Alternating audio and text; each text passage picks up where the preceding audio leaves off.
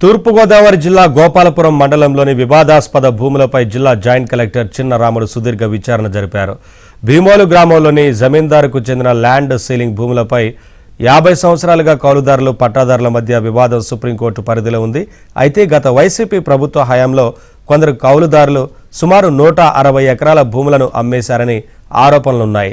దీనిపై పట్టాదారులు, జమీందారీ వారసులు ఉన్నతాధికారులకు, ఈడీకి, జాయింట్ కలెక్టర్కు ఫిర్యాదు చేశారు. ఈ నేపథ్యంలోనే జాయింట్ కలెక్టర్, ఆర్డీఓ, రెవెన్యూ అధికారుల సుదీర్ఘ విచారణ నిర్వహించారు.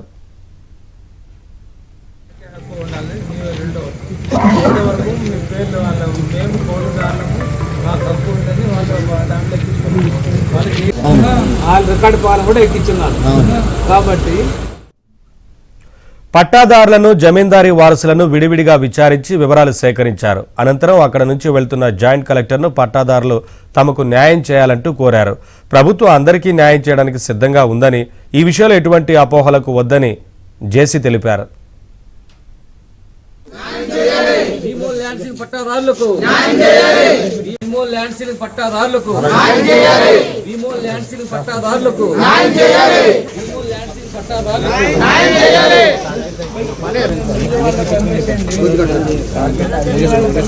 పట్టాదారులకు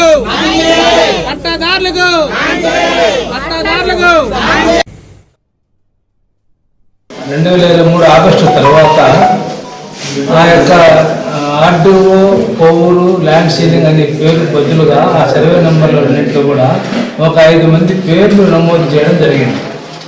చేసినప్పటి నుంచి ఈ యొక్క 142 మంది రైతులను, అలాగే వివాదాస్పదంలో ఉన్న డిక్లరేషన్ ఇచ్చిన వారి వారసులు ఇద్దరు కూడా ఈ విధంగా తప్పుగా నమోదు చేసుకున్నారు అడంగంలో అని అప్పటి నుంచి వివాదాస్పదంగా ఏర్పడింది. కాబట్టి ఈ 2 వర్గాలు ప్రశ్నించడం జరిగింది.